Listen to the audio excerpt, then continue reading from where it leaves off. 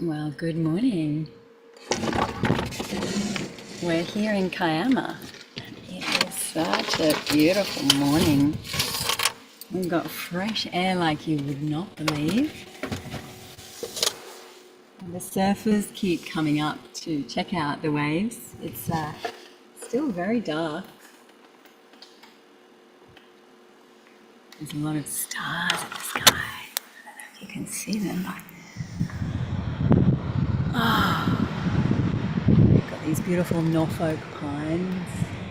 And there's the ocean, if you can see the white of the waves.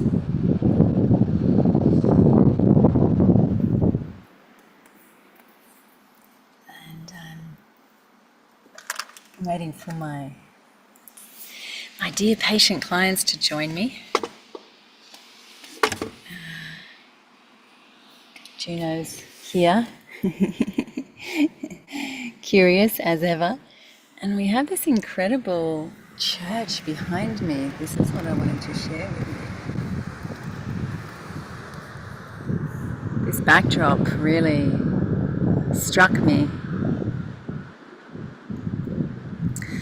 I hope you're in a safe, warm place where you're feeling ready to move. I'm just going to check with my dear clients because today I'll be using a lot of high-res 3D imagery. And yes, I'm based here from my car. It's quite a curious and cool experience. I'll let you rest on Juno while I check in with my patient clients.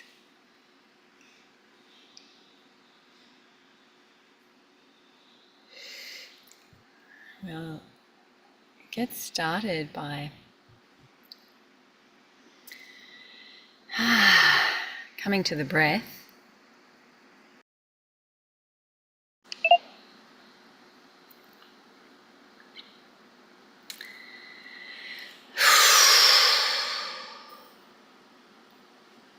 I'd like to remind you that video is optional. It's a real gift to be able to share my experiences like this, whether it's solo or joined live or joined later. It's a real gift to be able to have a direct sensory experience that is shared with a limitless number of people. And I really love the intimacy of continuity. And by that I mean the sacredness of a small circle. I don't take it for granted. Here we are. 2 people. Wonderful.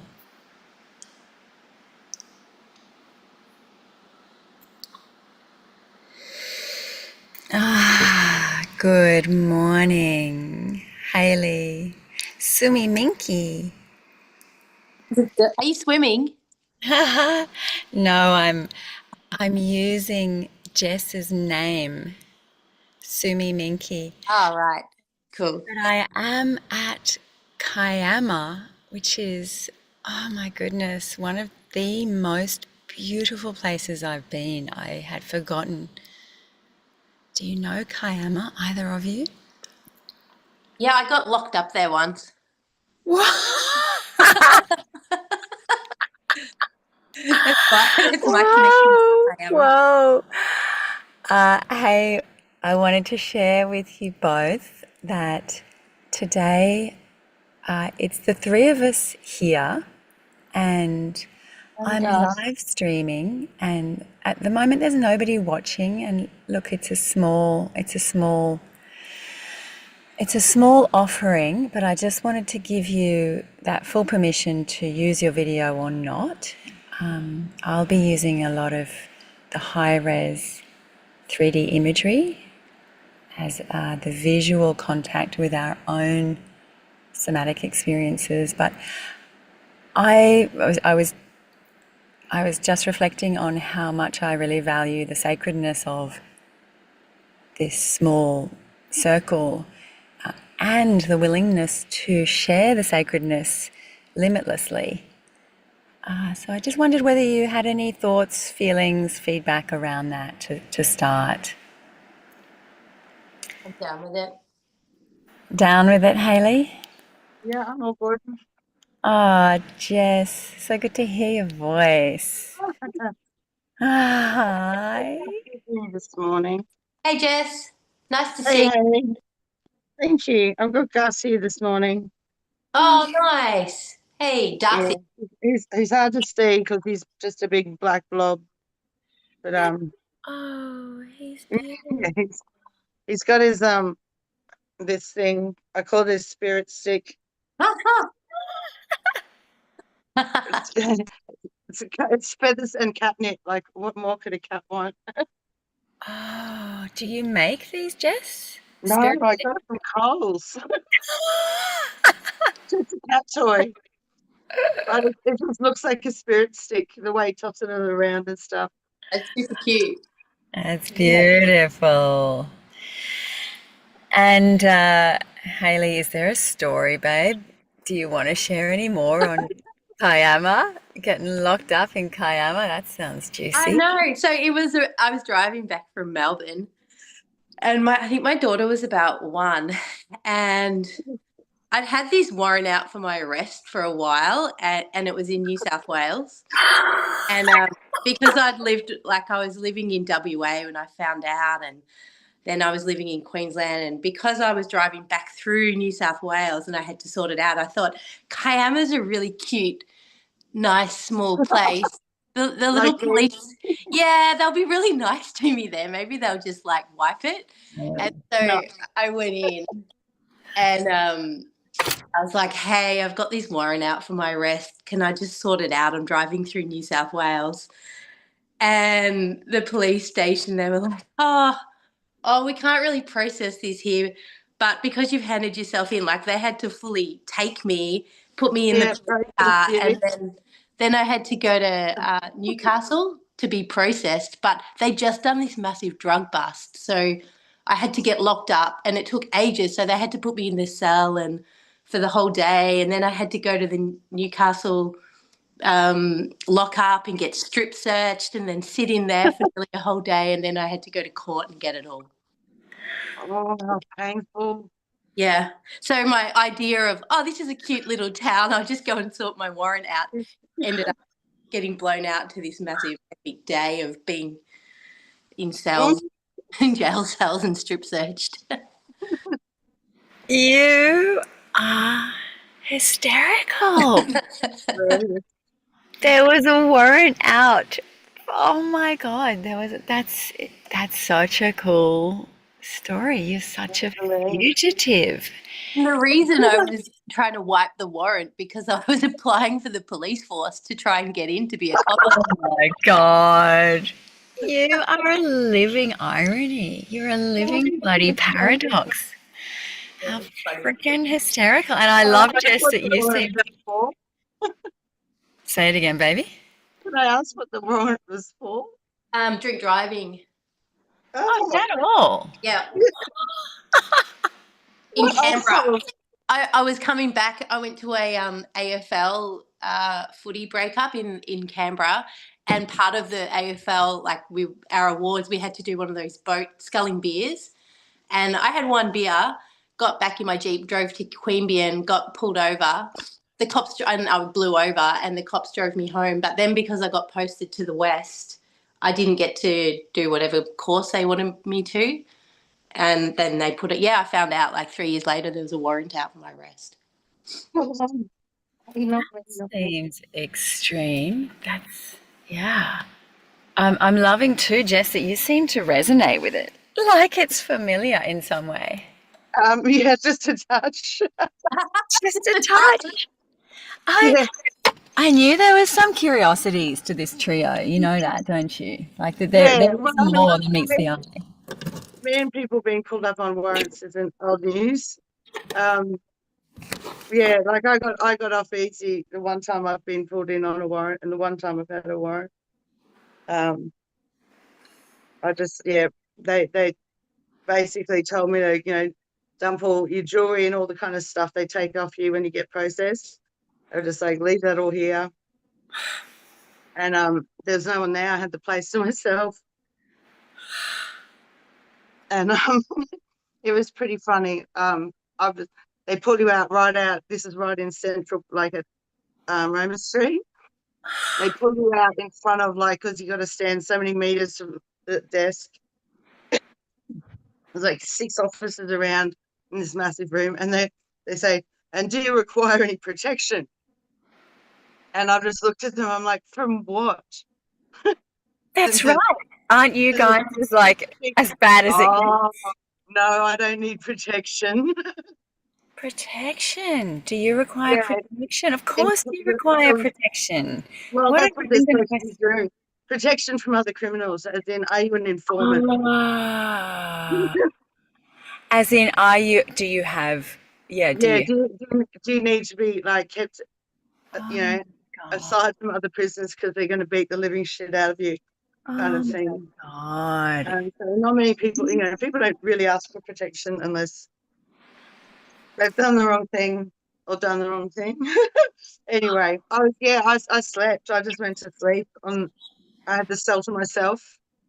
Oh my Got God. woken up and went home. Oh my God, you two. There is going to be some juicy ass stories coming out of you two. I love Mine it. was I just for not mean, going talk to about. court. Say that again, Jess. Mine was just for not going to court. I knew it was sort of, they were expected. I just didn't know when. Oh my God. Well, this is so in fitting with what I wanted to start to share. Let's start to come to the breath as I just show you a little bit around where I am. And this Where pop was it again? Did you say? So Kiama is New South Wales. Um, It's just south of Sydney, but oh my God, it is another world. I'm hoping really? Juno's going to be happy just to chill for a moment because where I've pulled up is where the surfers come to have a look at the Right. ocean. Yeah, I think I've heard of it in relation to surfing. Yes. So Yeah. I've got this beautiful inlet that goes into a water feet like a water. It becomes still as you go here. Oh, wow. It's going to be a bit of surround sound as the street guys come. But look at this magical church. And let's just follow the breath as we take it in because there's something about, geography and place that really should be breathed into.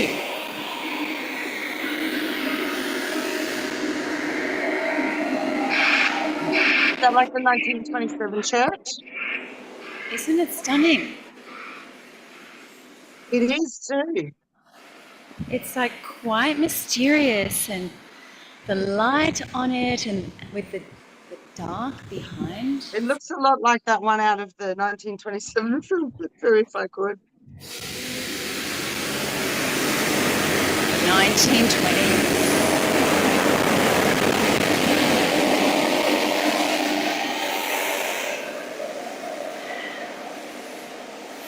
And what I wanted to start with today is breathing in challenge and breathing out comfort.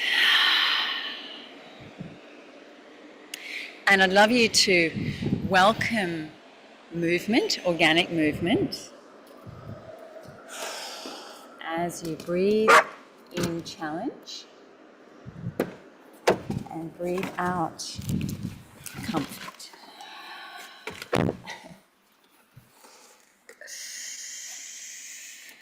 We're here in Kiama,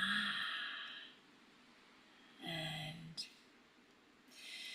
my challenge is, that I'm in transit, and my comfort is that I'm in a safe space. That is my vehicle, and safe space with the two of you and Juno and Gus.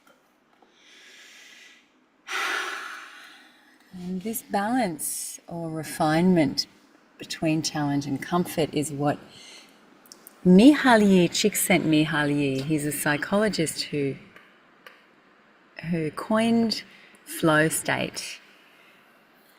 He talks about flow state being a refinement of challenge that is welcoming the edge and also comfort, and that is welcoming the familiar, the soothing, the ground even, that which nurtures us.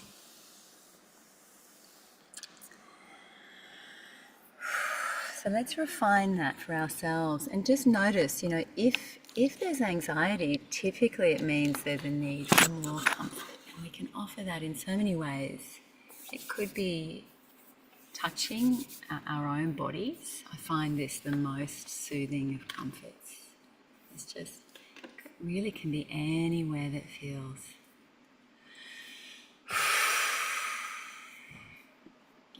that feels mothering, that feels nurturing.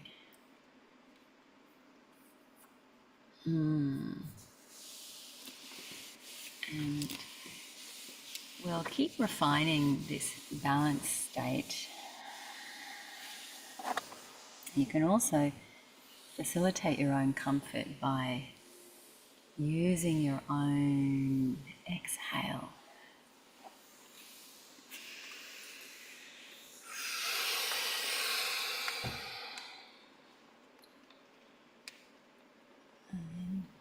As with the whole of the Experience Lab, it's improvised, so anything which puts you in touch, direct contact with your own exhale is worth following.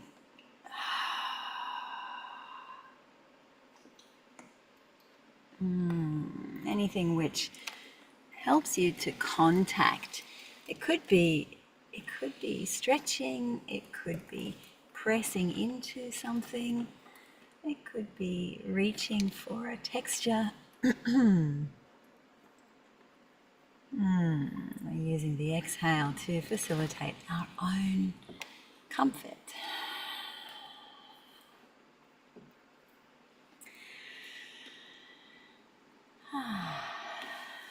And as we explored from Summer Hill, and you gave the feedback, Hayley, that you really enjoyed the freedom and permission of the breath. Let's use the breath in a more subtle way, a more qualitative way. Still with the emphasis on the out breath.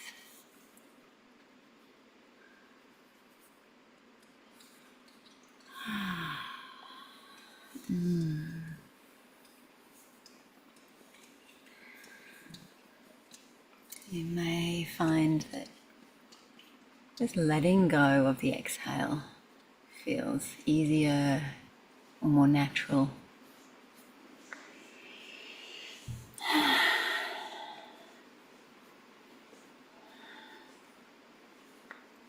Rather than pushing it out or forcing it out, just letting it out.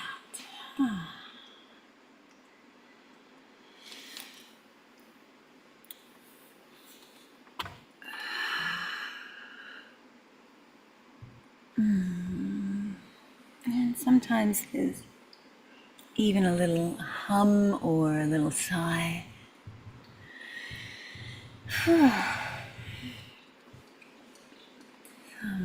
Something audible that you can hear yourself.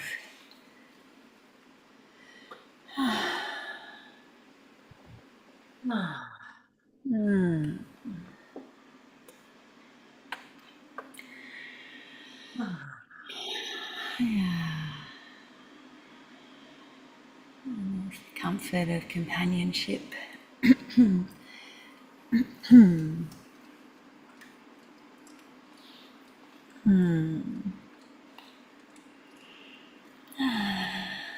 familiarity.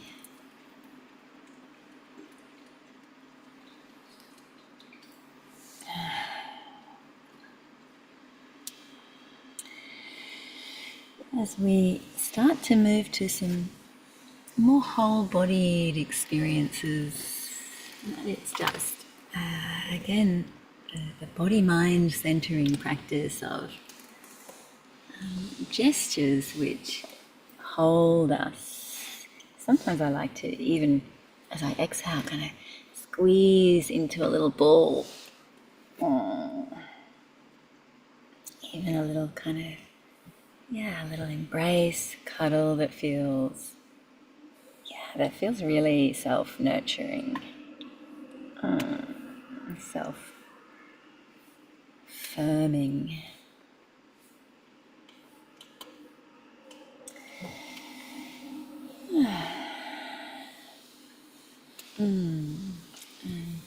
With the inhale, we start to invite openness.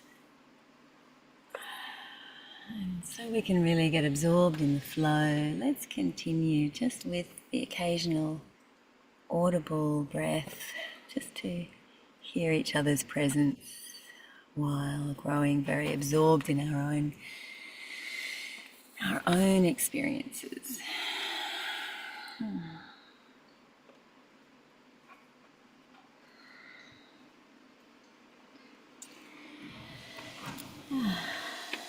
The point of the flow state is that we're able to refine. That is, that if you're feeling like you want more challenge, you can breathe it in. And if you're feeling like you want more comfort, you can breathe it out. Yeah, tweaking your own needs.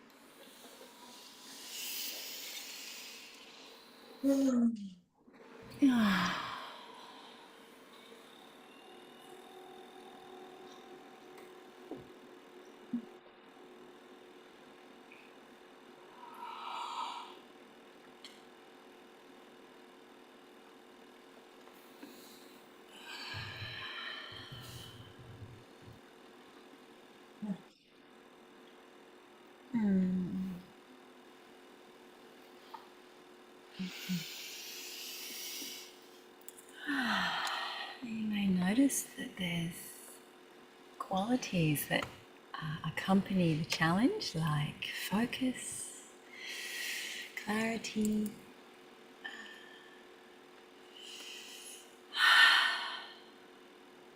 and then also qualities that accompany the comfort. And I've used a few of these already, like soothing, nurturing, holding even.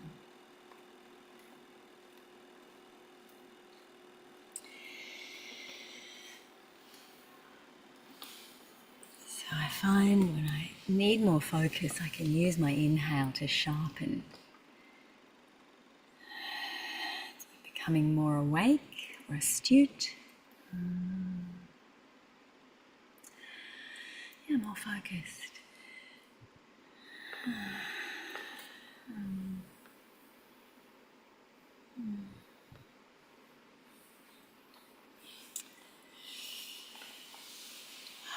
And we know that physiologically this is true too, that the oxygenation invites a gentle stimulus, a gentle sharpening,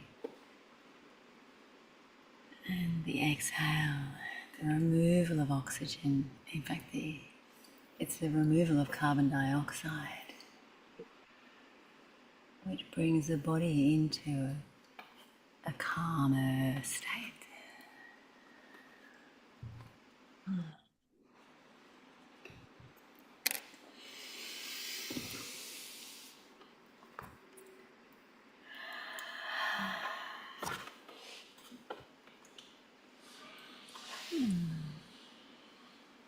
it's a good time in the sequence to welcome the use of the pelvic floor with the breath. And we do this really organically just by making contact with the very muscles which lie between the pubic bone at the front and the tailbone at the back. And between your left and your right sit bones, which are your ischial tuberosities.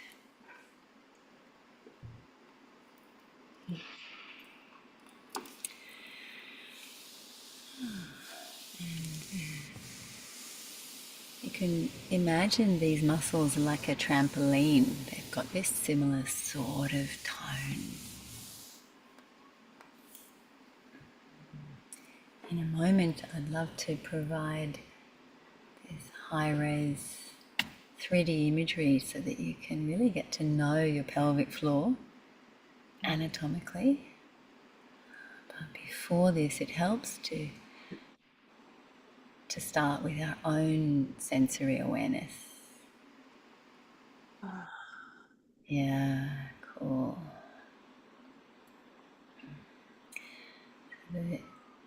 The trampoline is literally drawn up into the base of the body when we breathe out.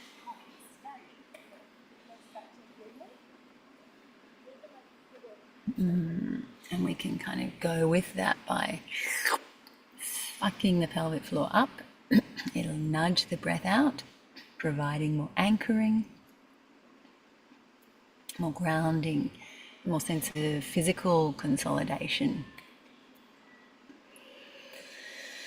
And you don't need to think too much about it. It's a feeling. It'll happen organically. But it's like a slow pumping action. And you are pumping the circulation through the very muscle fibers and even through the very organs which rest into your pelvic cavity.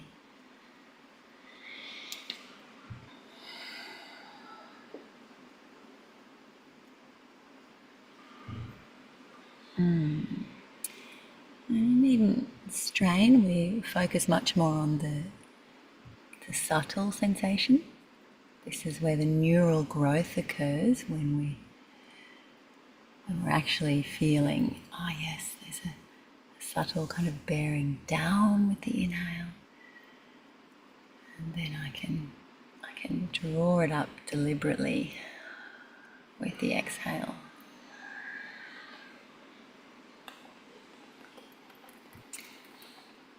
Again, this can be whole-bodied. It's almost like the pelvic floor is guiding the movement of the rest of the body.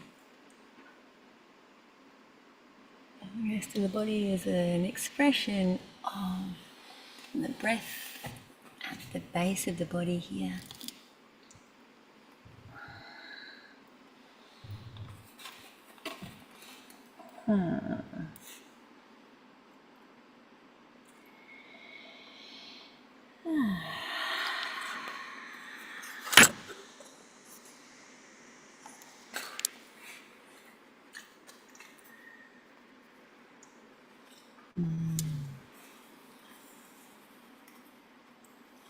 As we come to the closure of this first segment, which is breath awareness, we allow the integration of the experience so far, which is the coming together, the owning of challenge and comfort within your own body, as you're able to deliberately facilitate for yourself.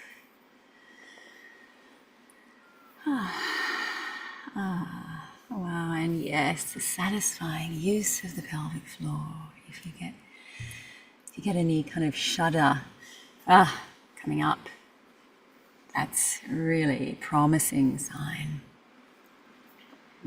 Some Some call it a Kundalini awakening. It's like a deep, it is like a deep, subtle orgasm. Sometimes even more concentrated.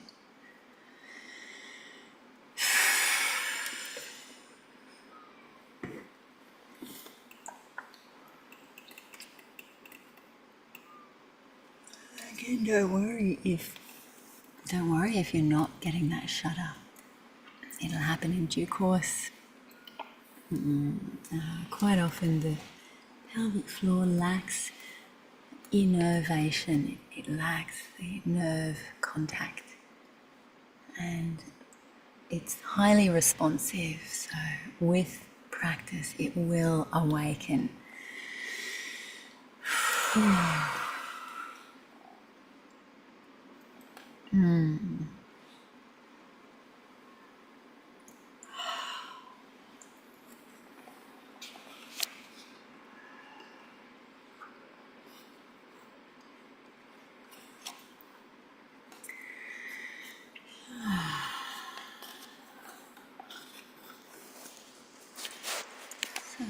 with contact still at the pelvic floor, and I haven't forgotten about our visual imagery, but I'm keen first to invite our primal moves so we can orient the body into a crouching position.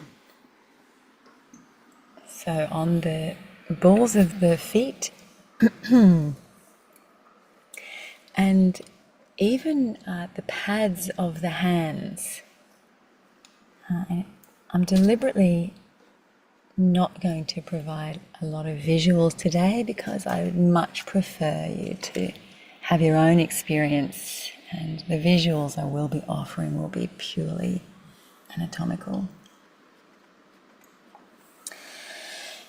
But yes, when you notice Gus and when you notice Daisy and when I notice Juno, I see that in fact their paws are the ball of the foot and what would be the base of the fingers. I mean, there's something so curious just about this fact.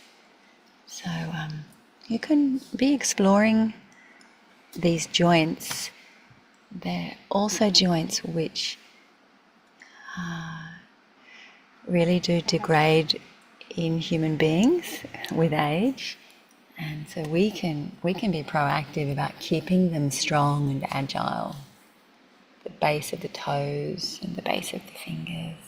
So let's just take a little exploration of the mobility in these very peripheral, these very outer joints, which in fact provide a huge amount of information, kinesthetic information, where the body is in space.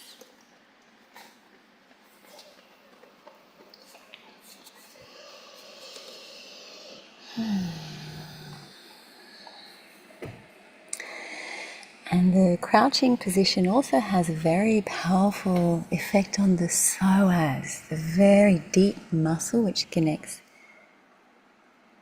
well, in fact, it connects your lumbar, the lumbar spine with your thigh bone. Like really very central and seminal. It's the only muscle which crosses this fulcrum of the body.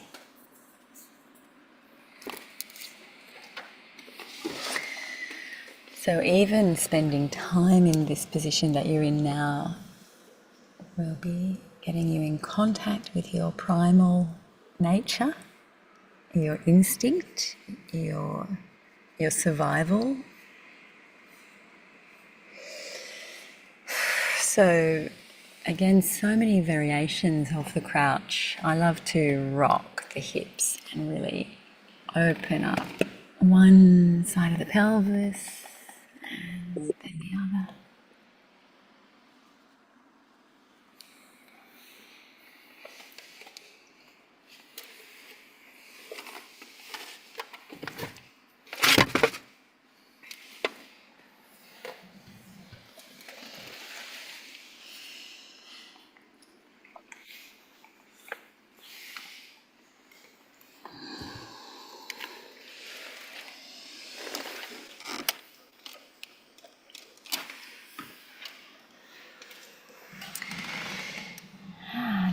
see that we stay in contact with the breath.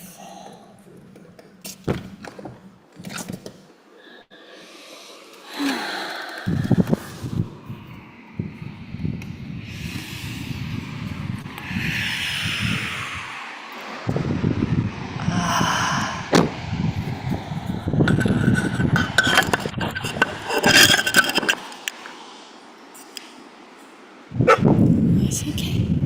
Right here. Oh, it's okay. It's okay.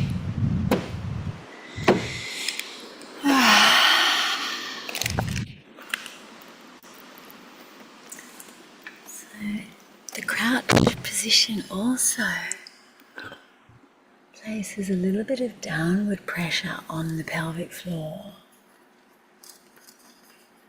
So we want to counter that by drawing up.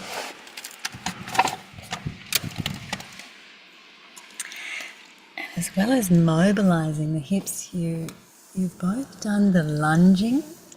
So you can, yes, that's it. You can really pounce one foot forward.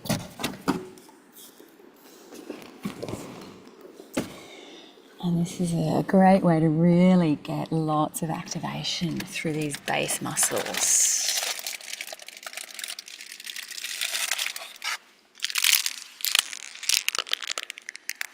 Lots of stimulation, circulation.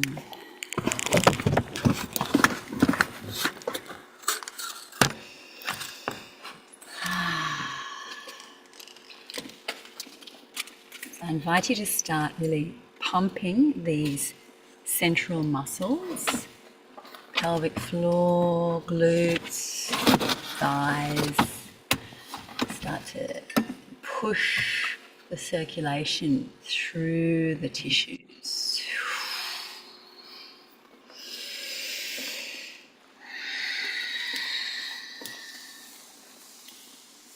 When these regions are strong, all of our movements are more powerful.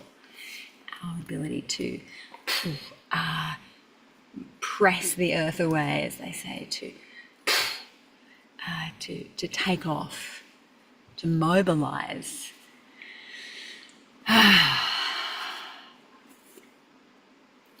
again, there's a satisfaction in the activation, like thank God, the body's finally awakening.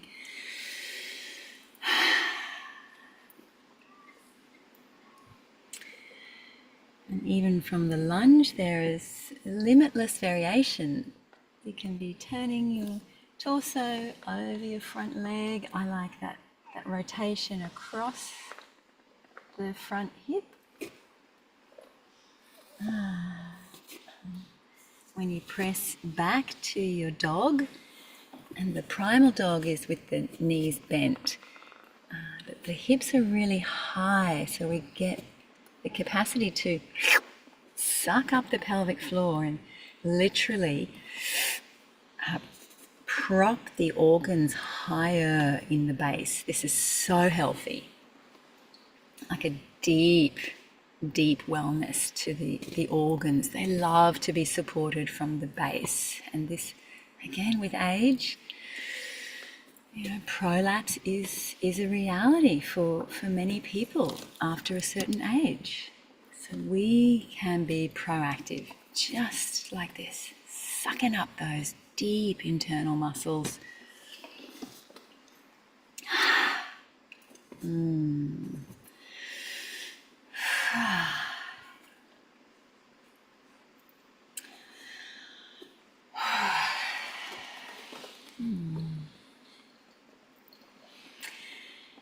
With the primal moves, there's also plenty of room for floating one of the legs behind, up into the air behind, so you can give those glutes a good healthy squeeze.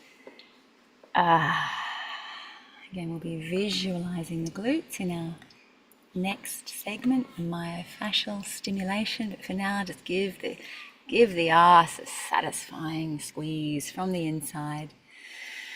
And you can control the leg in the air. So just feel, even when you can't see the leg, that you can feel, okay, yep, I'm at like a 90, or in fact it's rarely a 90, it's more like it could be horizontal, or at a 45.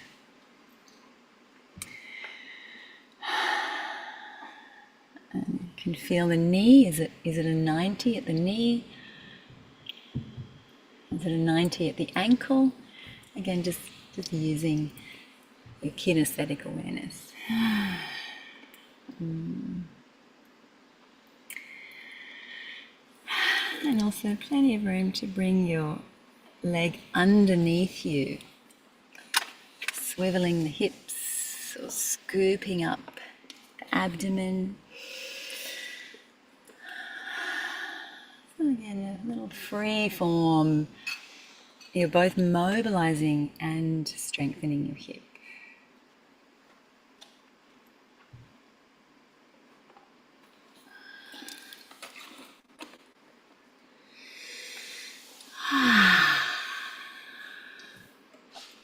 And some point over the coming breaths, we're going to up the level of sensation. So if we're at a 7 out of 10, which is where we generally operate in the lab, we want to just bring the sensation up, even inviting a subtle kind of tremor or shaking. Any muscles that are active, I want you to just invite them to quiver a little bit.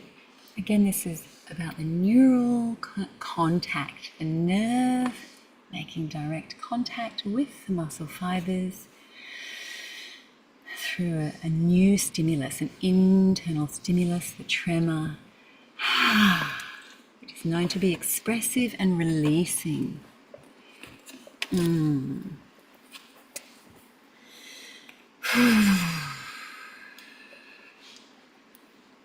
some point, you may find yourself coming to standing, using the tremor, the bringing up the sensation in the legs, even in the pelvis, even up through your chest.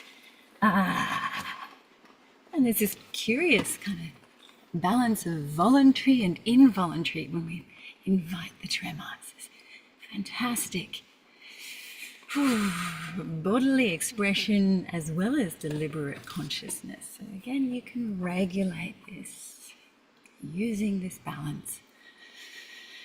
As we take the arms up into our winning position, you can invite the tremor or relieve the tremor as you like. And we know that the winning the arms up not only evokes the biochemistry of accomplishment, but it's also receiving. It's the gesture we would have done as infants, reaching up to our caregivers, or as adults we're reaching up to the higher order of things and saying, yes, thank you, I accept. In your own way, with your own gesture, your own sensory stimulus. You can inhale to welcome and exhale to receive.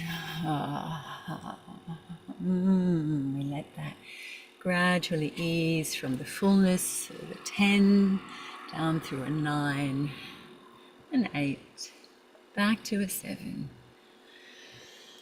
As we start to mobilize the spine in this lateral flexion that you both know well, starting with the head.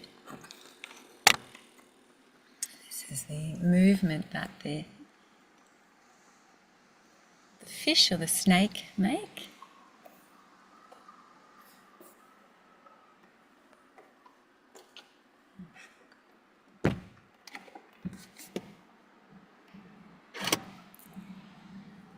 And yes, the organic movements are gorgeous.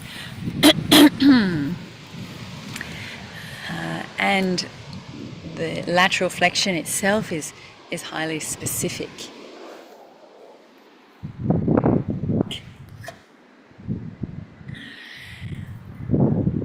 particularly the very crown. Why can you be outside? You stay. The very, very top vertebra, C1 and C2, are so often locked that it's worth special mention.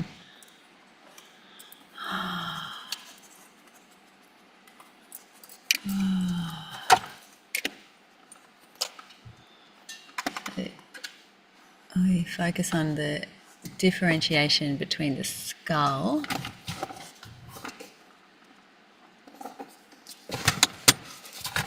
and the very top vertebra.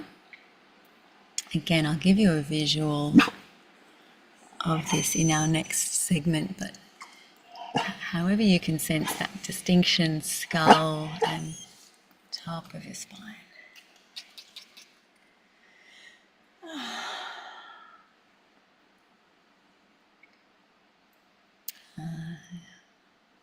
Intimately connected also with your jaw and your vagus nerve. So it can really shift your physiology when you.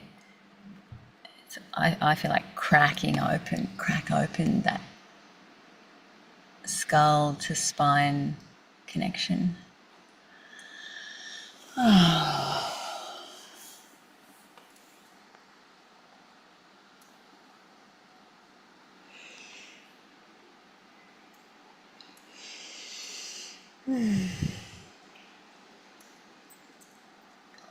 Yeah. And again, let's enjoy in silence the mobilizing of the spine. You can let that freedom that you've contacted ripple down the length all the way to your tail.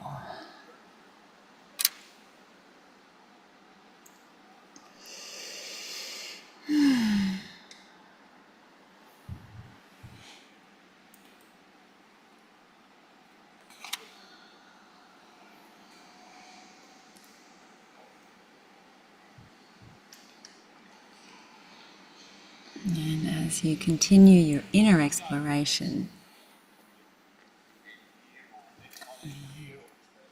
welcoming challenge points.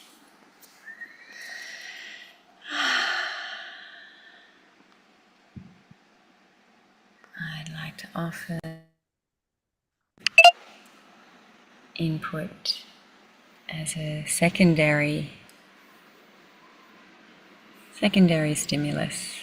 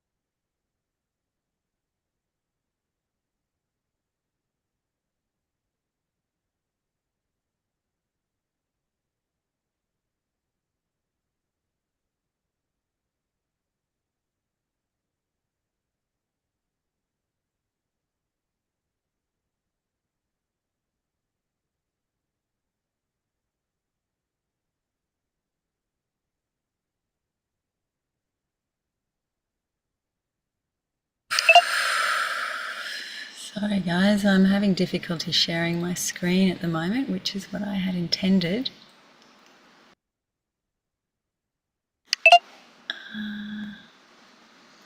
I'm feeling to possibly leave that, but I was so looking forward to sharing it. Just not sure how to do that right now. Ah, great. Okay. Cool. All right, so now primary point of focus remains within your own body. That's key.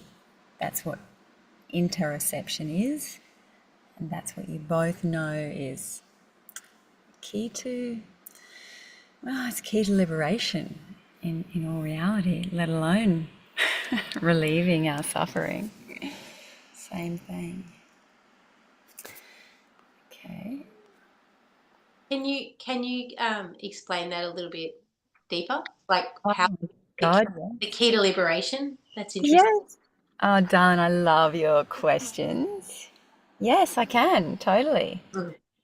Um, so across contemplative practice, and yeah, in fact, we can do this while we explore the body, right? Across contemplative tradition, as in Buddhistic practice, the Buddha taught that to relieve suffering is to experience what he calls anicca. Anicca is impermanence, the direct experience of change happening, which we can only experience as sensation arising and passing away. Arising and passing away. And the suffering is caused by an attachment or an identification with sensation, as though it's fixed and permanent. And therefore the liberation, the freedom from stress, from strain, from suffering. The Buddha himself, Gautama, a human being, through his own enlightenment, shared that to free ourselves from suffering, liberation is to observe these kalapas, he called them, kalapas being sensations arising and passing. And so at the experiential level, not just the cognitive, but the felt level, we get that impermanence is the natural law. And this is common to contemporary science. This is common to the understandings of Gabor Mate, of Bessel van der Kolk, of Peter Levine, the trauma researchers who were commissioned by the US government to use longitudinal data surrounding those of Holocaust survivors or war veterans, as well as those in states of addiction. Their longitudinal research came to the same conclusion, that it is the bodily contact, the direct, actual felt contact. Oh, and even as I say it, I get this tingling up through my nose, like, fuck. How different is it to actually feel, and how satisfying is it? It's like, fuck yes, I'm alive. Yeah, it feels good, it feels healthy, it feels liberating. Yeah, I'm so curious, Hayley, to hear that in your words, yeah, to reflect what you received in hearing that transmission. Yeah, I'm wondering if it even goes like into full acceptance of the impermanence of life. Like I think so many humans suffer because we fear death. Yes, Yes. So like moving through the aspects of pain or resistance or trauma and getting to the realization of impermanence of this life, but also that nothing, like energy, just transforms. Death isn't permanent. Like coming to a more peaceful awareness and awareness of our own impermanence, but not fearing that, I think is liberating. Yes. I'm hearing the fearlessness when we get that we are going to die. Something like this. Yeah, like an acceptance. Acceptance. And I think when you can reach that acceptance and fearlessness, then you can, like, there's a few quotes going around, I can't remember directly, but it's like, to really live you must die first, or something like that. Like really experience your own death. Maybe that's what the Buddha experienced in his state of enlightenment. I'm not sure.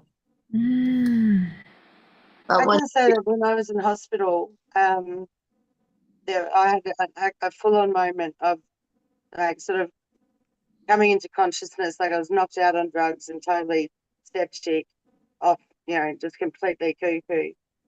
But being aware of my physical body making that decision to fight rather than to just be passive, which is what my mind would have done, which was just passive. But my body was just like, no, like it was trying to get better. I could feel it. It was really quite a powerful experience. Wow. Times ketamine and morphine. So yeah, very fun experience. Yeah, wow. But yeah, like I never thought that I was the kind of person that would feel that that feeling of fight to live. So I always thought I'd be like hands up, like, okay, I'll go then, you know.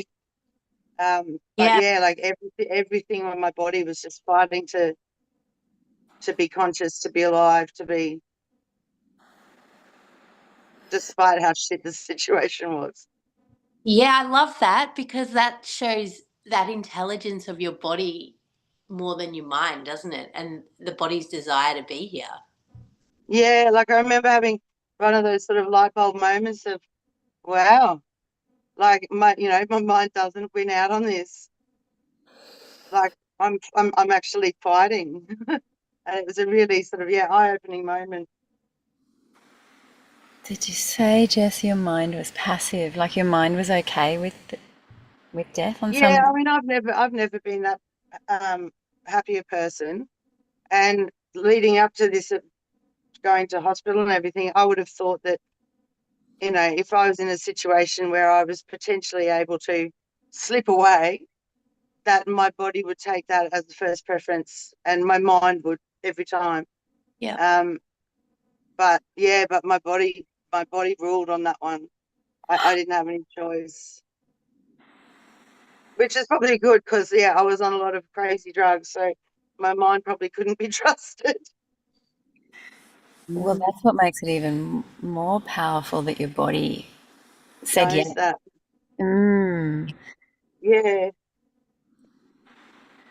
Because you hear stories about people like that in, near-death situations in a hospital, and I know a lady who, she got dragged down, like by a trailer down a road about 10 meters. So she lost her face, her ear, like she's a quadriplegic. But I have never, like, I get goosebumps talking about her. She has, like, I've seen more of her presence on Facebook since the accident than I ever did before, because she's the partner of a friend of mine, so I don't really know her. But just the positivity and fight this girl had, despite everything, she had everything taken away from her. Like there was very, very little That's for so. her to fight for, and it was just so amazing. I've got another friend who's teaching himself to walk, or learning to walk again. He broke his back falling off a ladder painting. And he posts updates of like videos of him at the physio on the machines learning to walk, and I just like, I mean, it brings me to tears just the like fortitude those people have. And I question whether I'd have anything like that myself. Well, what strikes me about hearing you say that, Jess, is that I've always thought, and I've always thought it was the mind that drove people to get through severe hardship like that. Yeah, mind over matter. Yeah, but I'm wondering whether that's just, a reflection of our conditioning that, to revere the mind when actually the body's urge for survival and that sensory kind of contact with life, that thing that pulls us into being, that pulls the conception to happen, that pulls the baby to be born, like that's freaking powerful, and that's earthly. Like it's not, it's earthly, but it's otherworldly. It's bodily, We it's all sensory. pay homage to, to the mind and smarts and stuff like that. And as book smarts is book smarts. We know that there's different kinds of smarts, but yeah, I mean, I'm a triple air sign. I'm a thinker through and through, and I've always said that my worst, like, when I get old, I'd rather go mad, like, please give me dementia, rather than have my body falling apart Is like it? my grandma did. She had back when she had arthritis, she went blind, she went deaf, but her mind still worked. Fuck that. To me, that's torture. Mm. I'd rather be a vegetable and alive for years than a machine, Yeah. and because I mean, I've always felt that I'm going to be on this planet for a long time. So I think I've said to you, Lexi, like at my age, I'm only sort of halfway there. But I just Mm. need to get my body back I to the reckon. level my mind is at. Yes.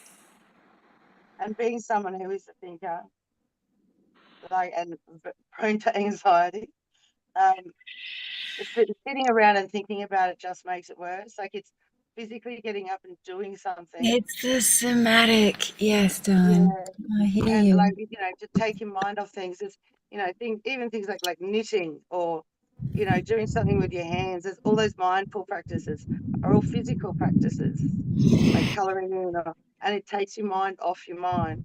Mm. It's sort Yes. of that kind of flow state that you're talking about, like using your mind so much, but just not letting it go, not giving it the full leash. So, Haley, coming back to your question, I'm loving where this conversation is going, but thank you for asking because Mm. it opens us up to Mm. exploring the potency of sensation and then how practical that is, as you say, Jess. Like how helpful it is to be in the concrete. Juno's not liking me getting out of the car. It's just my body's like, whoa, I'm ready to move. Um, I think so, Gus has gone back to bed. hey, thank you both for such a potent conversation. That'll stay with me, and we can totally centralize this because it's the center of the practice from both that scientific and the I want to say religious or spiritual. Yeah, thanks. Mm. Spiritual sides. So let's keep moving, but I would really love to share with you the visible body because it's really transformed the way that I move. It makes movement so much more specific and satisfying. So let's come down to the base of the body.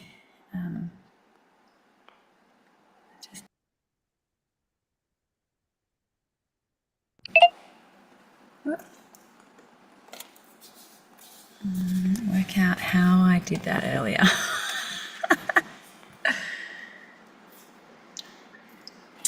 So the invitation, as I'm challenging myself with the technology, is to stay with the pelvic floor, because it's such an unknown region, and so central to our postural alignment, to our energetic engagement, to our anchoring.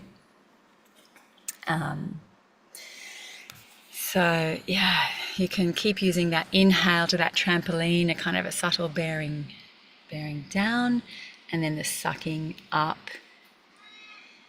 Perhaps even noticing if there's a region of your pelvic floor, like the front or the middle or the back, that feels weaker, then give it a bit more attention. Okay, sweet. Sharing my screen. And you should be able to see. Can you both see the human body, the anatomy? Yep. Okay, great. So, I mean, it's just the most exquisite structure, even the sacrum here. So we'll start with the tailbone. I mean, this is quite intimate, but so important, right? And how often do we actually explore? Here we have iliococcygeus. And I just want to show you. Now, again, you can be using either a trigger point ball or your own fingers. Shiatsu is finger pressure. To mark this point right at the coccyx where the iliococcygeus connects, like it's right down at the very tip of your tailbone. And then follow that superior line, that top line across. This is very deep underneath the glute. To see if you can find that bony protrusion. In fact, the easiest one is the sit bone, the ischial tuberosity, this very low point.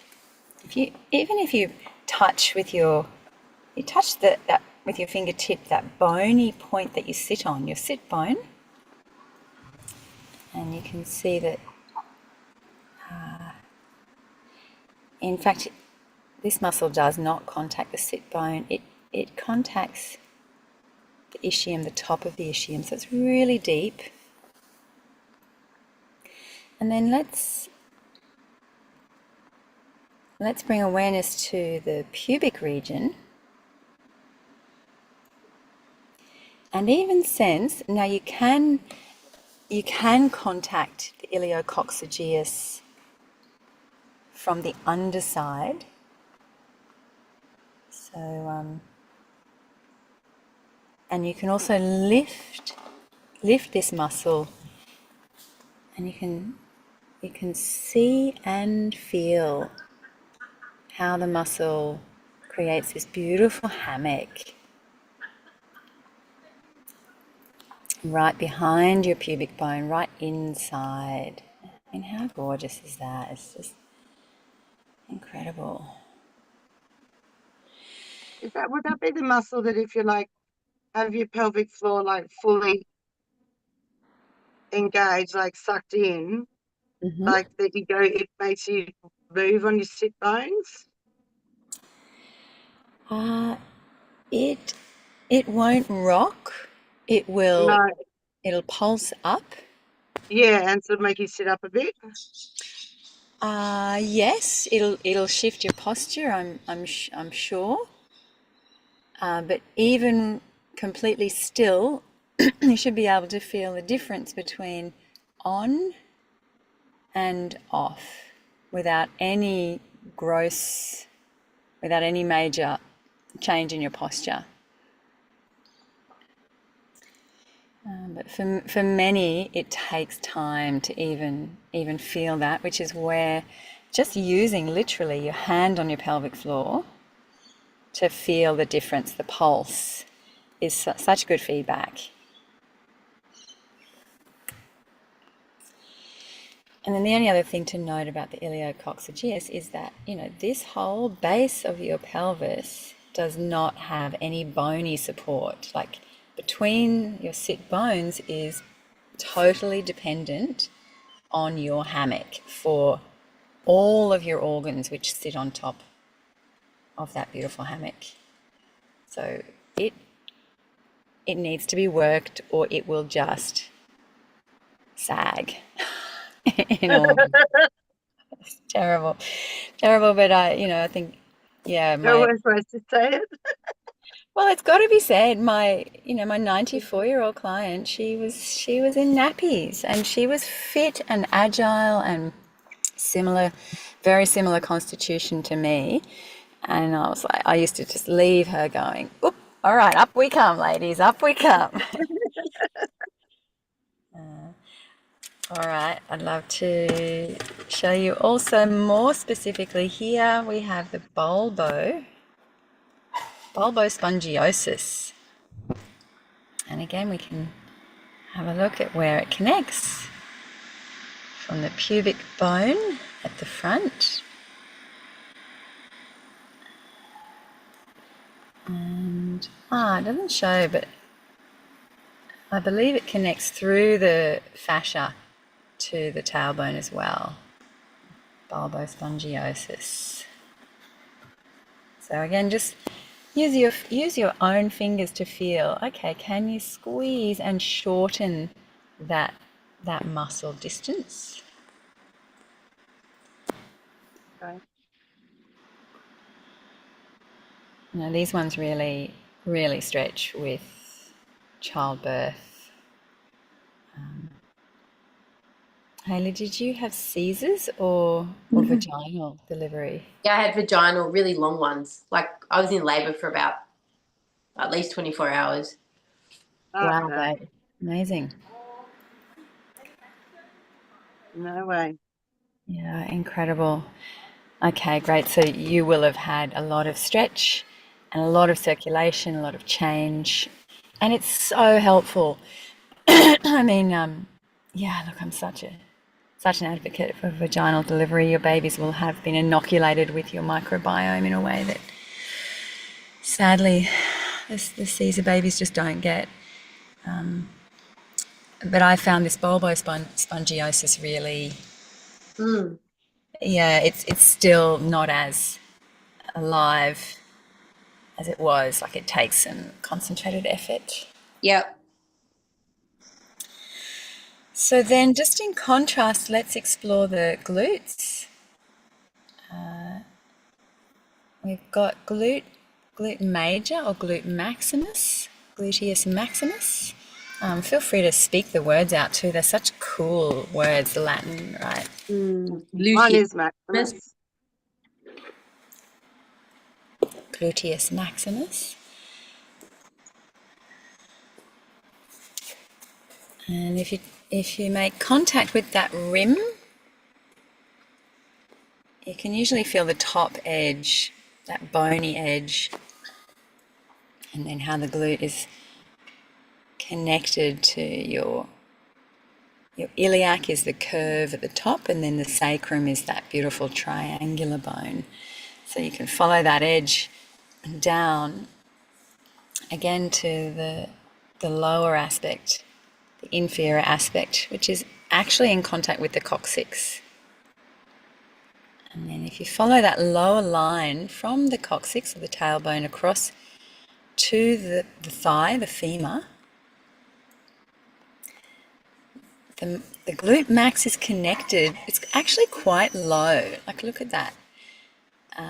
That blue region is the greater trochanter, and that's often used as a bony landmark because it sticks out a bit. So if you go down from there, it's like it's almost a quarter of the way down your femur that your glute major is attached. So see if you can feel that at a muscular level. And then follow up that front edge to the greater trochanter. You can see the glute is attached. It's quite physically connected. Is that where your hip flexors are in front of? Your hip flexors, yes. Yes, we'll be coming to one of the glutes is a hip flexor. Glute medius rather is a hip flexor. So yeah, you're right, darling. We're coming to that region. In fact, I'm not sure it is connected to the greater trochanter. Now I look carefully. I think at that point it becomes the TFL.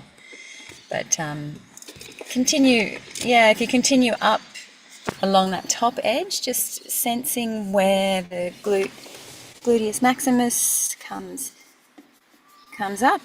And if you haven't done both sides, just give that second side a little firing up, as we have been doing, using that external stimulus with the internal activation. Now that you've got that visual, fire up that whole beautiful, broad, powerful muscle. I mean, it is responsible for the expulsion of acceleration, taking off. Oh, Juno's just done the stinkiest fart. Sorry, I'm rather distracted. And then so once you've given them both a good stimulation and squeeze, they will be active through the day. You know, even when you're sitting, you're more likely to be like popping yourself up off the chair rather than collapsing into it. All right, we'll move a little more swiftly through the, hang on, we can get rid of the glute max, and then we've got, here we are, one of my favorites, glute med. And it's my favorite because when we, especially the short edge at the front, it is just short. I'm going to say everyone in the Western world is short in the anterior fibers of the glute med. So press a little from that top edge down the front edge, and this is one we've definitely done together before, because it's a pressure point for anyone in the Western world. So really get to know that front edge. It's so key for postural uprightness. Like, we're basically walking around contracted in what Lillian calls, who you know, Hayley, she calls it the oh, you were there. You were there when she shared the chair prison. I just love that. Yeah. What a great metaphor. Isn't it? Yeah. And again, so it's up onto the iliac crest, all the way, not exactly onto the sacrum, but all the way back. And so we actually want to shorten those back fibers of the glute med. If we shorten the back fibers, those underneath fibers, so you can give them a squeeze and a little shortening with your own fingertips, that will help to lengthen and open those front fibers. And then finally, if we dissect the gluteus medius, we come to gluteus minimus. Gluteus minimus. And it's underneath, so it's very deep, but you can access it when you press those side fibers, the side of the hip. You'll also be getting glute min. So those two are the ones that give me grief. yes, Jess, that's exactly right. They are, darling. And so they need both stretching as well as strengthening.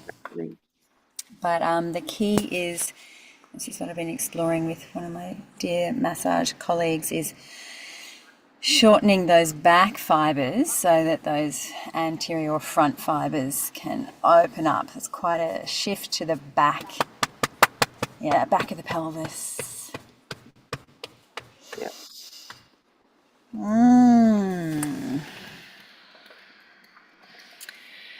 Awesome.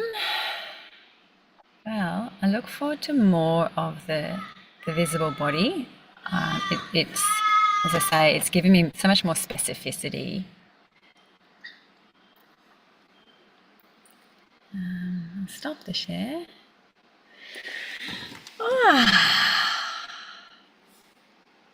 Well, I'd love to hear any feedback or comments on today. What a cool journey we've been on. I'm really, really valuing this time with you both. I love all the different locations that you're taking us on too. It's like a little vicarious travel around Australia. Thanks for You'll have to go to speaking, different Hayley. suburbs. When you get back to Brisbane, you'll just have to go to different suburbs and stuff. Hey, I like that. That is the plan. I mean, I needed I'll to get send you out all of over the place. Yeah, go to like really rad, interesting. I don't know. You find some You new could be like, cafes or parks. yeah, like a roving reporter. Yeah, like You're a food critic. Well, I'm thinking about doing it at the dog parks because Oh, Was it cool. Sophie Formica who did The Great Escape on Channel Sophie 7? Formica. Oh yeah, she Yeah, did that yeah. a roaming thing, did she? Yeah, one of them, it was like that Channel 7, The Great Escape on Sundays. And there was, I think it was Sophie Formica, one of those, TV personalities from Brisbane. And she did all of those, like the weekend getaway. I'd love to Spot. do one from your place, Jess. Jess has This is kitty sort of cats. Your place would be fucking cool. Excuse the language. That was one of our first conversations. Was, oh my god, your place would be so rad for an experience lab. Yeah. bad. She's got horses around. She gets wallabies coming through, and your place too, Hayley. Your new digs, your new Yeah, office new space. Well, space. there's a really rad dog park at Clontarf. It's on, I think, I don't know how many acres. There's more than 10, I but have it's a recluse. a little, yeah. There's a great dog park there. Oh, Yeah, cool, I Clontarf. like it up there. Nice. That sounds like it could be the first one when I get back. Cool. Yeah. Well, curious to know how your bodies feel for that. Much better.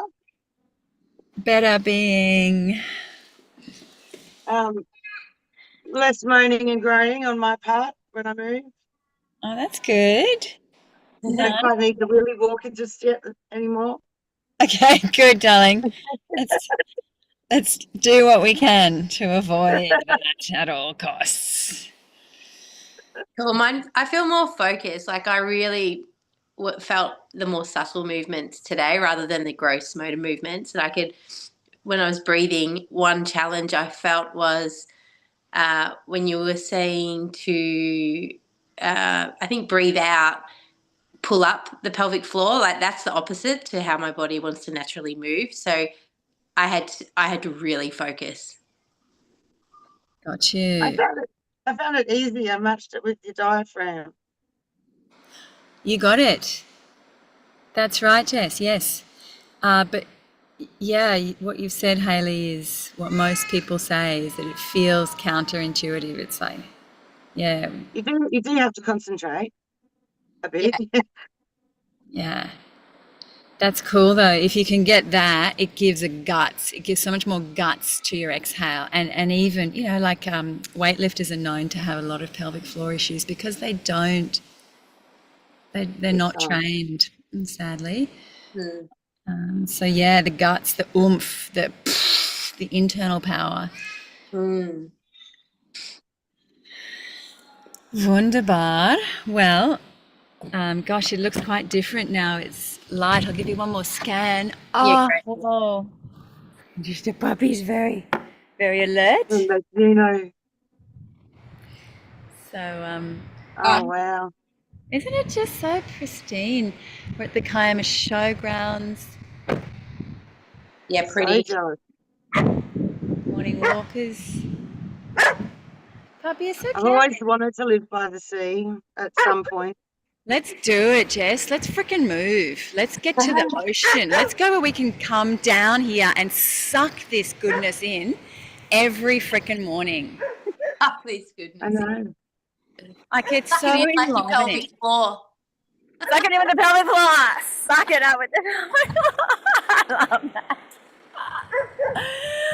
All right, beauties. What a joy. I look forward to seeing you on Monday, and I'm going to open up to a new intake. So if you've got a friend who you want to invite along, the first session is just try and see how you like it. Yeah. It's not for everybody, but those that it's for, and that's what I just love the openness that you guys bring. So Monday morning, 5:30, who knows? I'll be back in the Brisbane region. I'll be in the bush somewhere. I hope I've got reception. Okay, darling. We'll keep you posted. Yeah. If you don't hear from me, it's just because I'm in the bush and I don't have Wi-Fi. Okay, sweet. Well, all right. Fingers crossed, and if not, we'll catch you Friday. Yeah, sweet. Okay. See you.